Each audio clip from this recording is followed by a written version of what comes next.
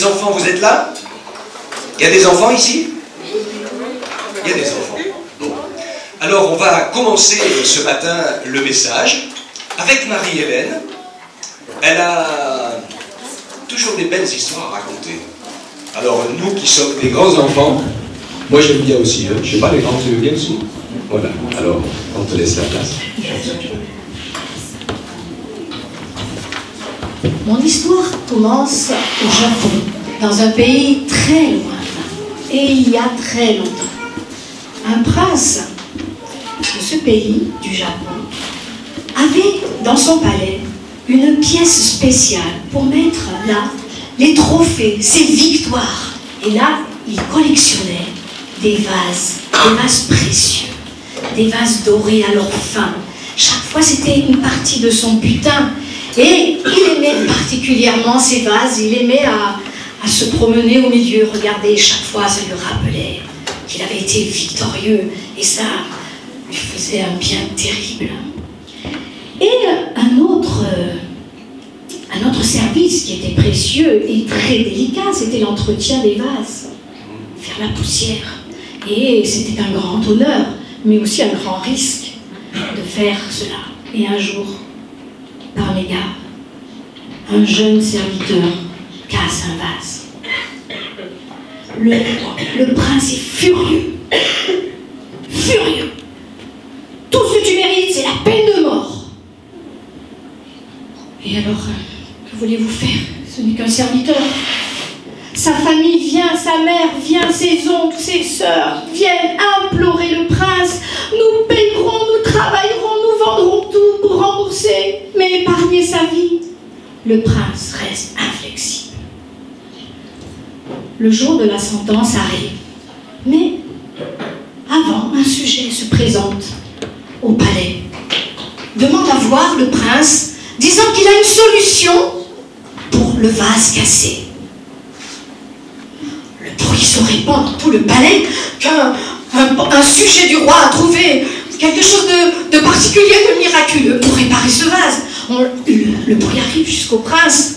Le prince est un peu étonné, curieux de cela. Il fait donc venir son sujet, qui lui dit qu'il a la solution pour son vase cassé. « Amène-moi jusqu'à ta salle de collection, lui dit-il. » Il parle avec autorité, il a l'air sûr de lui. Le prince accède à sa demande. Il l'amène dans la salle de collection. Et là, avant que personne n'ait pu bouger, dire un mot ou quoi que ce soit, le sujet prend un bâton, renverse les 19 autres vases qui restent et les brise tous. Et les voilà qui tombent dans un bruit effroyable au sol. Le prince est tellement subjugué, il devient blême, il ne sait plus quoi. « Qu'as-tu fait, misérable ?» lui dit-il. Et le sujet lui répond tranquillement. « J'ai fait mon devoir au prince. Chacun de ces vases pouvait entraîner la mort d'un de tes sujets. Qu'il te suffise donc de prendre la mienne. » Le prince est là, interloqué. Il ferme ses poings, il ferme ses yeux, et devant ses yeux repasse la scène de cette famille éplorée qui demande le pardon, qui demande la grâce pour ce jeune serviteur. Il voit les sujets de son royaume qui, peut-être un jour, il va être obligé de condamner à mort. Alors sa colère s'en va.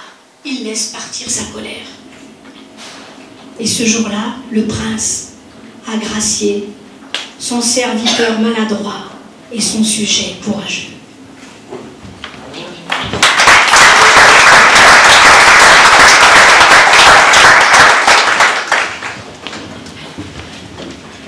Je pense que ce récit ne peut pas nous faire penser autre chose, parce que Jésus a fait, bien sûr, pour nous, en offrant sa vie en sacrifice, pour nous sauver et pour nous racheter. Alors, c'est vrai que je ne veux pas comparer la dureté de ce prince à celle de Dieu, et on peut comprendre qu'il y a une autre explication, et je vais vous en parler. Ce matin, je vais vous parler de deux choses. Le sujet de mon message, c'est définir la grâce de Dieu en Jésus-Christ. Parce que quand on regarde ce que nous dit la parole, la Bible nous dit que Dieu, le Père, a tant aimé le monde, hein, qu'il a donné son Fils unique, Jésus, afin que quiconque croit en lui ne périsse pas, mais qu'il ait la vie éternelle. Cette histoire que Marie-Hélène nous a racontée a des consonances humaines, mais nous, quand nous ramenons la réalité à la parole de Dieu, nous découvrons une autre vérité incontournable, c'est que dans le ciel, où tout est éternel, tout est parfait, tout est saint et tout est beau. Et il semble logique, j'espère, pour nous tous, que rien d'impur, ni de souillé, ni de rebelle ne peut entrer dans le ciel, sinon ça serait sa destruction. C'est comme la contamination de quelque chose de sain par les virus, les microbes, etc., qui entraînent le pourrissement, la mort et autres. Vous comprenez bien que dans la lumière de Dieu, la sainteté de Dieu, la vérité de Dieu, l'amour de Dieu qui circule dans la personne du Père, du Fils et de l'Esprit, il ne peut pas y avoir de paille qui bloque la machine. Mais comme les hommes et les femmes que nous sommes, créés libres à l'image de Dieu, nous nous sommes détournés de lui et nous sommes laissés prendre par le piège du péché. La parole de Dieu nous rappelle que Dieu nous a tellement aimés qu'il a donné la propre vie de son Fils Jésus-Christ, qui s'est donné lui-même pour pouvoir subir le châtiment que nous méritions les uns et les autres. La grâce de Dieu est immense. Et quand j'étais en train de préparer mon message, je me disais, j'avais envie d'écrire la grâce de Dieu est immense et infinie et sans limite. Elle est immense, non mesurable, plus haute que les cieux, plus profond que la terre, mais elle n'est pas sans limite, contrairement à l'éternité de Dieu. Et c'est ce que je voudrais que nous puissions voir ensemble aujourd'hui. La grâce de Dieu, c'est le remède pour tous les hommes. Vous savez ce que ça veut dire, le mot grâce? Être gracié, on l'a entendu tout à l'heure, hein, c'est que nous méritions un châtiment, mais quelqu'un l'a pris à notre place, et donc il nous est fait grâce. Quand il y avait la grâce présidentielle, il disait, il disait pas que le coupable était innocent, pas du tout, hein, mais il disait, te fais grâce de la sentence que tu mérites. D'accord? C'est complètement différent. Et c'est pour ça qu'il n'y a qu'avec Jésus que nous pouvons trouver la paix et le vrai pardon, parce qu'il n'essaye pas de nous déculpabiliser, il n'essaye pas de nous dire « Oh, finalement, tu n'es pas si mauvais que ça, et il y en a qui sont plus mauvais que toi, ou alors c'est pas de ta faute, c'est de la faute des autres, etc. etc. » La parole de Dieu nous dit la vérité. Elle met en évidence les méandres de notre cœur, notre égoïsme, notre dureté, notre souffrance, ou les péchés ou les horreurs que nous avons subis, qui nous ont cassés ou détruits. La parole de Dieu met ces choses en évidence, mais elle nous donne le remède. Et c'est pour ça qu'il n'y a que Jésus qui peut nous donner la vraie paix, le vrai pardon et le vrai salut. Parce qu'il est le remède, parce qu'il a payé le prix. Hein? Jésus dit, oui, tu es coupable, mais j'ai payé pour toi, j'ai effacé tes péchés, donc aux yeux du Père, maintenant, tu n'es plus coupable. Alléluia. C'est ça la grâce, hein? C'est ce que Jésus a accompli pour chacun d'entre nous. Je me suis rendu compte que pour la grâce, il y avait une porte d'entrée et une porte de sortie. Ah! Quand nous écoutons le message de Jésus, le message de Jean-Baptiste, le message des apôtres, le message de la parole de Dieu, il y a un message incontournable pour entrer dans la grâce. La Bible appelle cette porte d'entrée la repentance. Pour que Dieu puisse nous gracier, il est nécessaire, c'est absolument nécessaire que nous reconnaissions que nous sommes pécheurs et que nous avons besoin d'être graciés. Il y a beaucoup de gens qui sont propres justes et qui pensent qu'il y a tellement beaucoup plus de pécheurs que eux qu'ils finiront peut-être par aller au ciel. Ceux qui essayent de gagner le ciel par une multitude de bonnes œuvres qu'ils pourraient faire. Et les uns comme les autres, eh bien, se trompent, parce que la porte d'entrée, comme je dis souvent, c'est que Jésus ne peut sauver que les gens qui réalisent qu'ils sont perdus. D'accord? Écoutez bien ce que je dis, c'est super important. Parce que beaucoup d'hommes et de femmes n'ont pas conscience qu'ils sont perdus. C'est pour ça qu'ils sont perdus d'ailleurs. Hein, c'est ce que la Bible définit. Au moment où on découvre, moi je me rappelle quand j'ai rencontré le Seigneur Jésus, ce qui m'a amené à lui, c'est qu'à un moment donné, j'ai réalisé et j'ai découvert que j'étais perdu. Je l'étais avant déjà, mais je ne le savais pas, je ne m'en rendais pas compte. Donc, comme tous les autres, je faisais des calculs entre le bien, le mal, etc.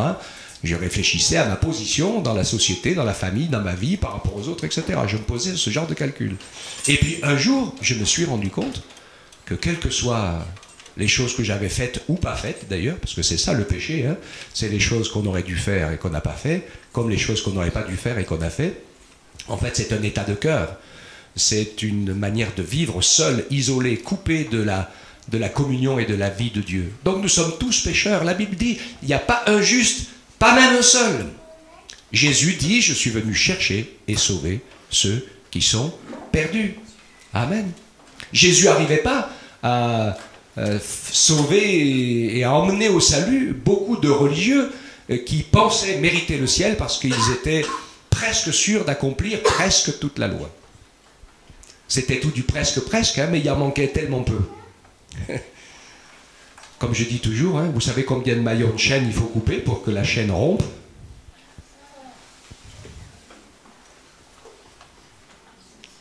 Pierre, il a dit comme ça. Hein?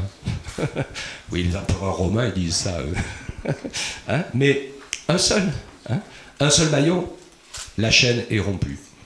Donc le Seigneur nous montre, et à partir du moment où nous réalisons que nous sommes pécheurs, nous prenons aussi en même temps conscience de la réalité incroyable de la grâce de Dieu. Le Fils de Dieu lui-même, en personne, est venu et a pris sur lui mes péchés, tes péchés, ma condamnation, ma mort, ma souffrance, ma rébellion, mes maladies. Il a pris toutes ces choses sur lui.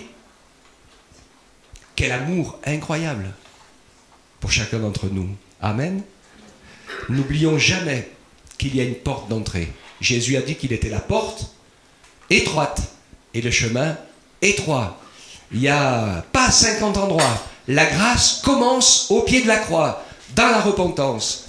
Jésus a fait beaucoup d'œuvres extraordinaires. Quand vous lisez les évangiles, j'espère que vous les avez lus, que vous les lisez encore, et ceux qui ne l'ont pas fait, bien mettez-vous à le lire. Vous allez voir tous les miracles, tous les prodiges, tous les actes de bonté, de miséricorde, de guérison que le Seigneur Jésus a accomplis pour les gens. Et je voudrais vous faire réaliser ce qui se passait, c'est que partout, dans toutes les villes, les villages, dans toutes les familles, avec toutes les personnes que Jésus, vers lesquelles Jésus allait à la rencontre, le premier message qu'il avait pour eux, avec une main tendue, avec les bras ouverts, avec un cœur plein d'amour, c'est « repentez-vous ». Vous vous rappelez de ce message, hein? La porte ne peut pas s'ouvrir. Et le brigand sur la croix, que Jésus a sauvé, in extremis, vous connaissez tous l'histoire du brigand repentant, eh bien c'est que, justement, au dernier moment, il s'est repenti. Tout d'un coup, il a pris conscience qu'il était pécheur, qu'il était perdu, qu'il était séparé de Dieu, et qu'il fallait que Jésus vienne le sauver. Et il a crié au Seigneur Jésus, qui est venu le sauver. La repentance nous ouvre la porte à la révélation de qui est Jésus, de la gravité de notre péché et de la grandeur de son amour. C'est pour ça que toutes les personnes qui donnent leur cœur à Jésus, qui deviennent chrétiens par expérience, d'ailleurs il n'y a que comme ça qu'on devient chrétien, hein, en naissant de nouveau, en rencontrant le Seigneur, eh bien cette découverte du pardon de Dieu et en même temps de notre nature de pécheur est tellement forte, tellement grande, quand on voit ce que Jésus a fait pour me sauver, pour te sauver, qu'on est prêt à le suivre. Même si peut-être on nous demanderait d'y laisser notre vie. Vous savez que dans beaucoup de pays, des gens deviennent chrétiens au péril de leur vie.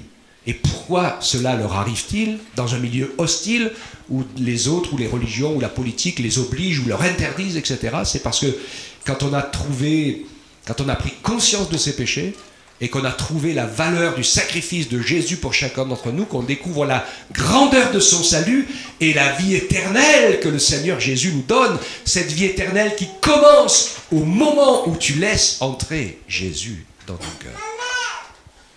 On sait qu'après, la vie de toute façon s'arrêtera un jour sur la terre, mais que la vie avec Dieu ne s'arrêtera jamais. L'apôtre Paul le disait, je m'en vais pas. Il avait d'ailleurs à un moment donné été tellement frappé, lapidé, qu'il avait été laissé pour mort, et il raconte qu'à ce moment-là, il a fait comme une sorte de voyage au ciel, en voyant des choses tellement belles qu'il ne trouvait pas les mots pour les écrire, donc il les a pas dites. Et c'était tellement impressionnant, depuis toutes ces expériences que l'apôtre Paul avait fait, il disait que je vive ou que je meure, j'appartiens au Seigneur. Est-ce que c'est le temps que je m'en aille ou pas? Il savait qu'il restait présent sur la terre tant que l'œuvre qu'il avait à accomplir n'était pas encore achevée.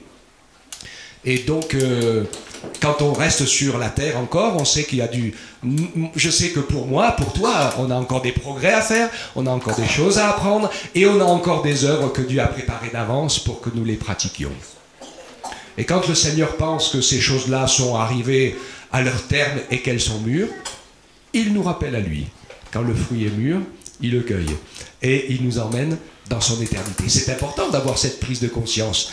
On voit donc, et je veux vraiment dire cela, que le Seigneur est capable de pardonner de nombreux et graves péchés. Il y a des gens qui ont été des bourreaux, qui ont été des assassins, et pire que ça encore, qui ont abusé d'autres personnes et autres, et qui ont vraiment pris conscience à un moment de leur péché. Et je me rappelle avoir lu le témoignage d'un condamné à mort, et qui disait c'est tout à fait normal avec les horreurs que j'ai faites, que je paye cette dette à la société du prix de ma vie. Mais je sais aujourd'hui que Jésus m'a pardonné et que quand je partirai, j'irai avec lui pour toujours. Amen. La grâce de Dieu est incroyable, dans le sens où s'il y a une vraie repentance, eh bien il y a une vraie libération, il y a un vrai pardon, il y a une vraie vie nouvelle pour quiconque croit. Mais ce n'est pas la grâce pour tous à bon marché que Dieu fera à tout le monde. La parole de Dieu nous rappelle que c'est une expérience personnelle. Nous y sommes appelés à entrer par cette porte étroite. On n'y rentre pas tous ensemble, on y rentre un par un. Et à faire la paix avec Dieu par Jésus-Christ notre Seigneur. Ok? Donc la porte d'entrée dans la grâce, c'est un cœur contrit et repentant. Et puis il y a une autre limite à la grâce. C'est le temps. Un jour, le temps s'arrête. Et ceux qui n'ont pas voulu de la grâce de Dieu seront perdus pour l'éternité. Et c'est pour cela que les chrétiens sont des gens pénibles et qu'ils n'arrêtent pas de bassiner les gens en essayant de leur parler de Jésus et de les emmener au Seigneur Jésus, parce que nous savons l'épée de Damoclès qui pend sur la tête de tous ceux qui n'ont pas fait la paix avec Dieu, parce que la limite du temps avance.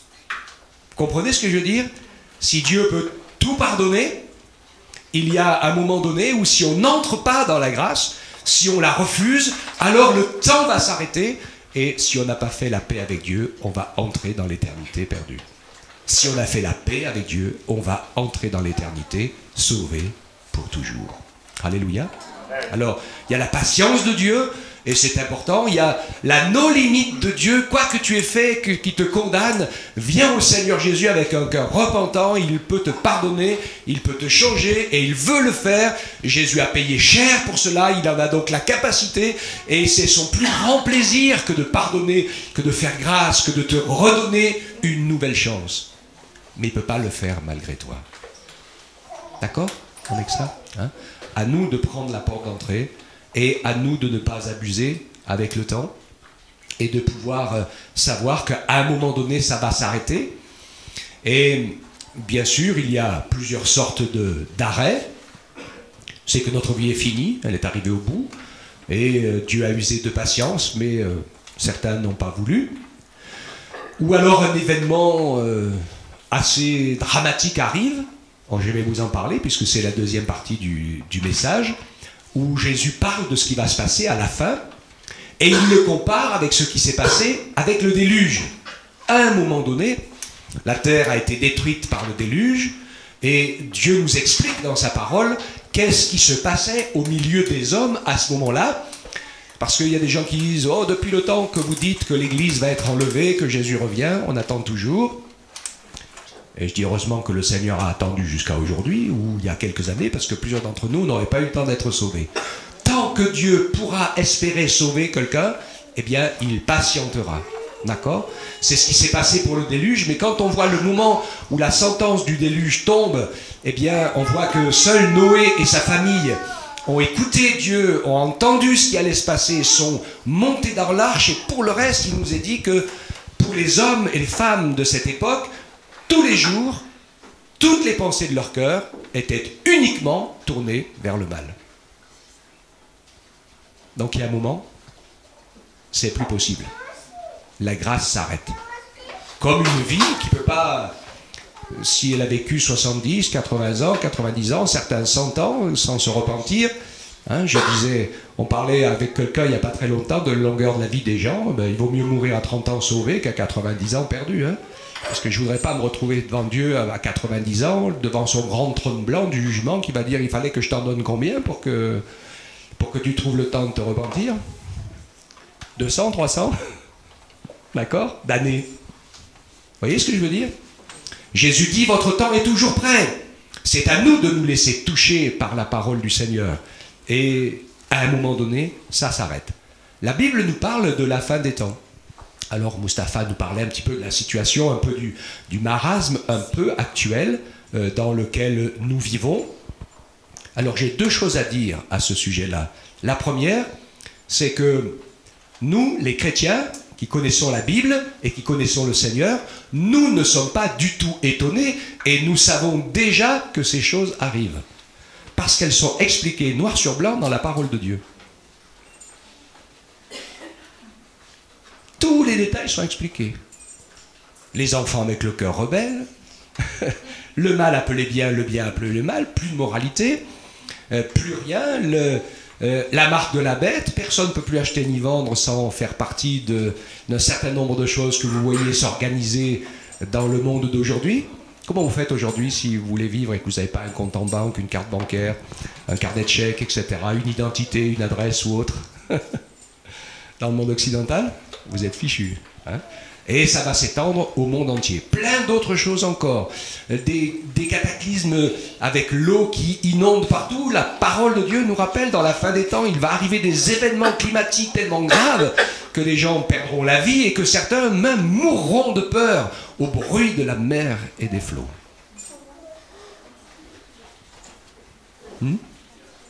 Hier soir, tsunami. Où ça il était hier soir? Il y a eu un tsunami hier soir. Ouais. Ben, je ne sais pas trop où. Vous regardez, Indonésie, hein. Voilà. Mais voilà, toutes ces choses-là, la parole de Dieu nous en parle. C'est le début des douleurs, nous dit l'Écriture. Il va y avoir des famines, des guerres, des tremblements de terre. Ça vous parle?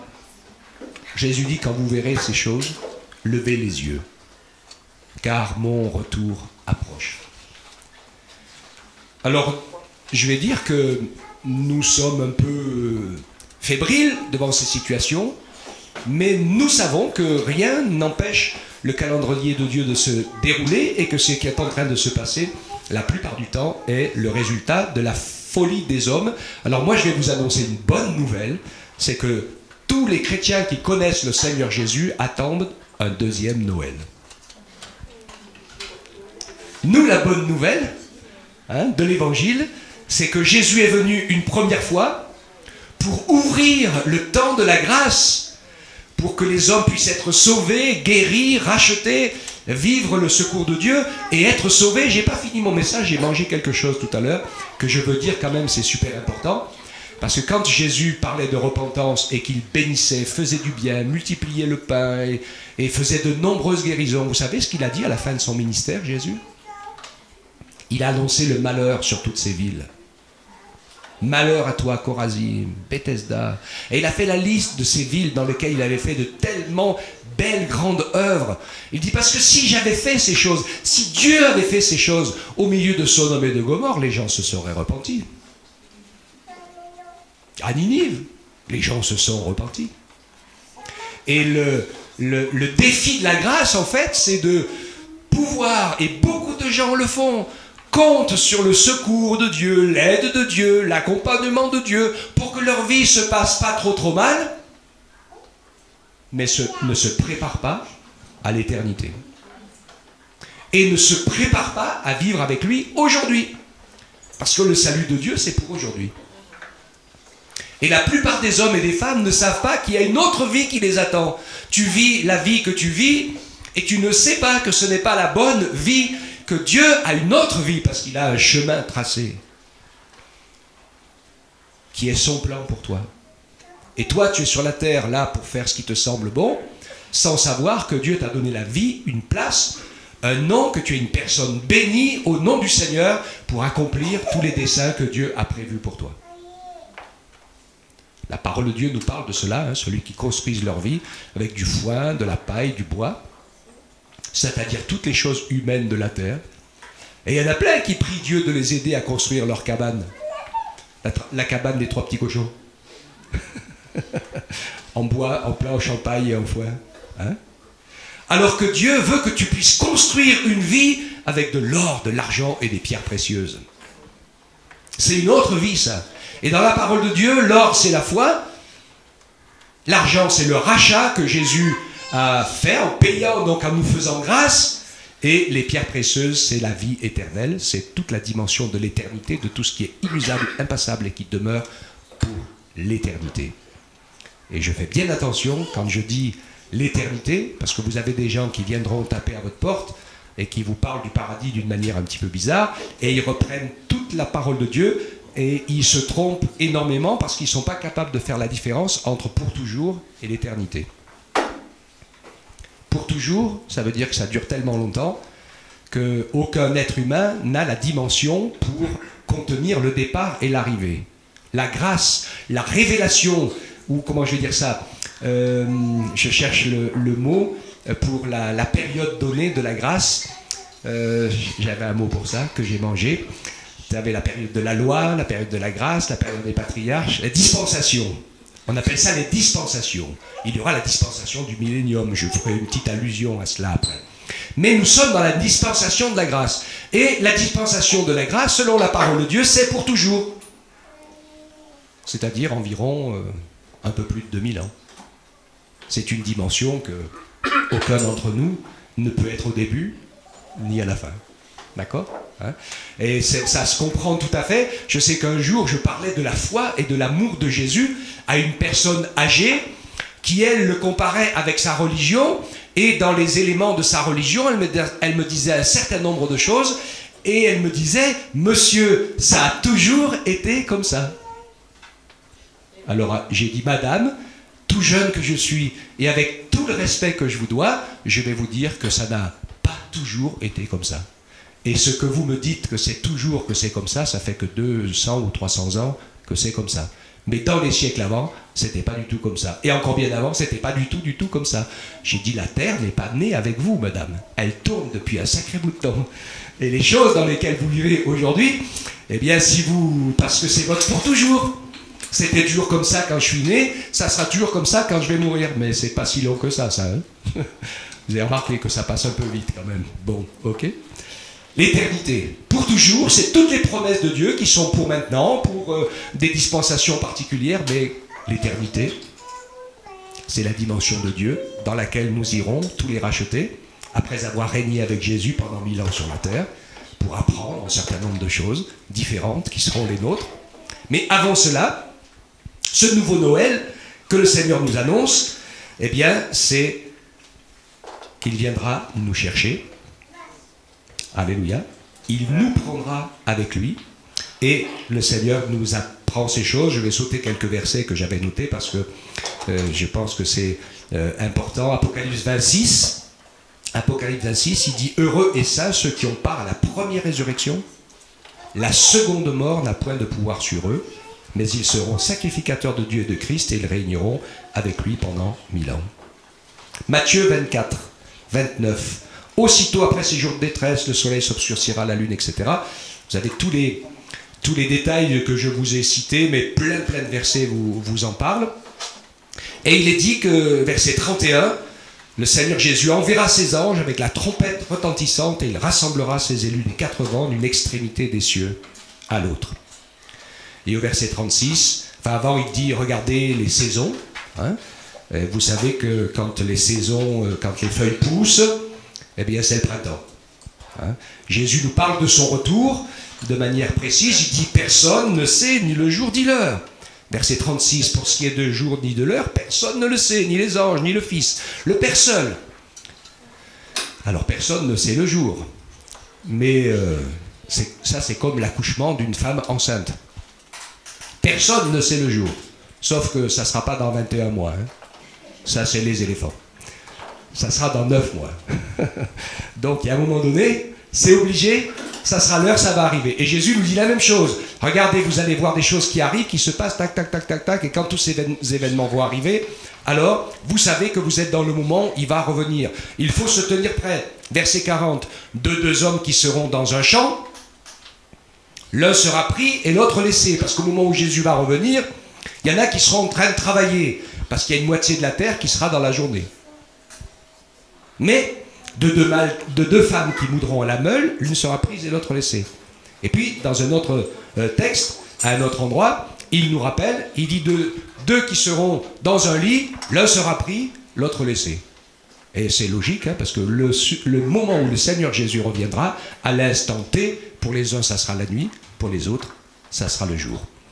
Et la parole de Dieu nous dit que quand le Seigneur revient, il revient en un clin d'œil. Et le mot grec qui met un clin d'œil, c'est une fraction indivisible du temps. Si vous n'avez pas fait la paix avec Dieu, attendez pas de voir les chrétiens s'envoler pour venir au Seigneur. Là, c'est trop tard. Ok?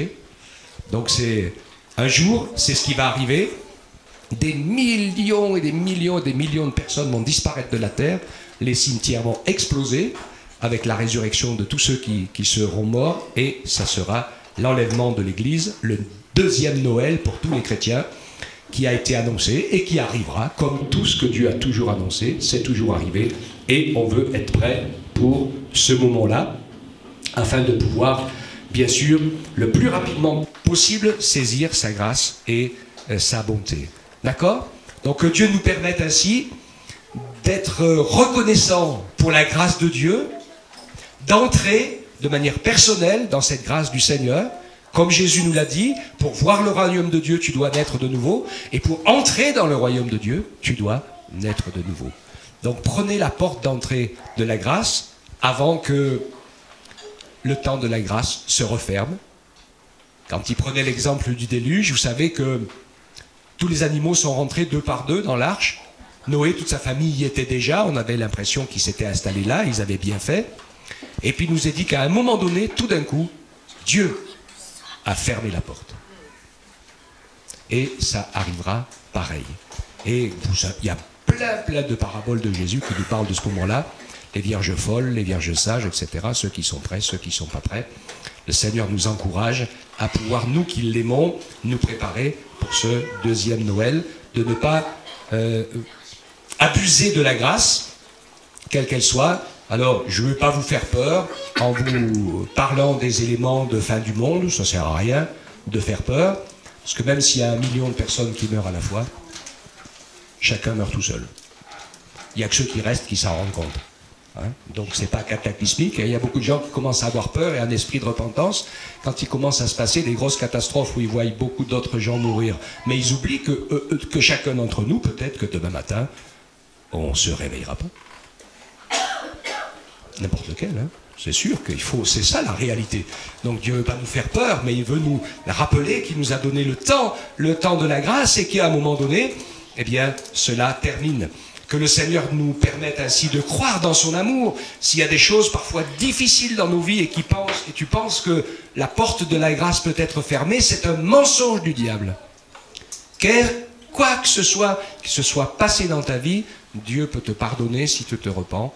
Dieu peut te donner un cœur nouveau. Et si tu as été blessé, abusé ou autre, le Seigneur peut te guérir, il peut te changer, il peut te transformer. Tout est possible à Dieu. Il en a le pouvoir. C'est le pouvoir de la grâce, incroyable. Mais d'accord, il y a un départ et il y a une fin.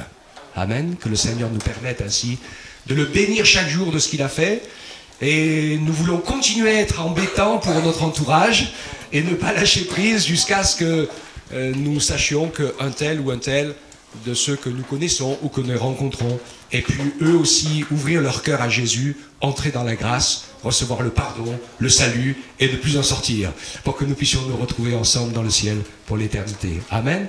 Donc on ne prie pas en vain, continuons à le faire, mais construisons dans notre esprit les choses du royaume de Dieu, pensons à ce qui est en train de se passer et tenons-nous prêts. Ne nous laissons pas enfoncer la tête dans les préoccupations et les soucis qui fait que l'adversaire a tout ce qu'il faut pour essayer de nous enterrer, qu'on ait tellement de choses, qu'on se préoccupe de tellement de choses qu'on passe à côté de l'essentiel. Notre paix avec Dieu, notre vie avec Dieu, notre marche avec Dieu, le plan de Dieu pour ta vie. Si tu es jeune, le Seigneur a un plan pour toi. Si tu es moins jeune, le Seigneur a un plan pour toi. Il n'y a pas de souci.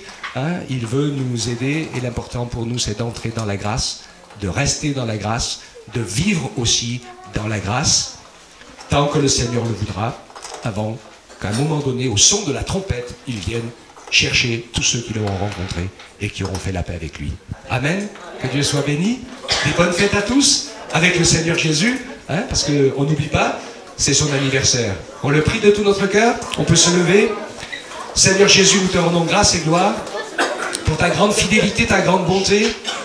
Merci de nous avoir rachetés à un grand prix. Tu as payé tellement cher.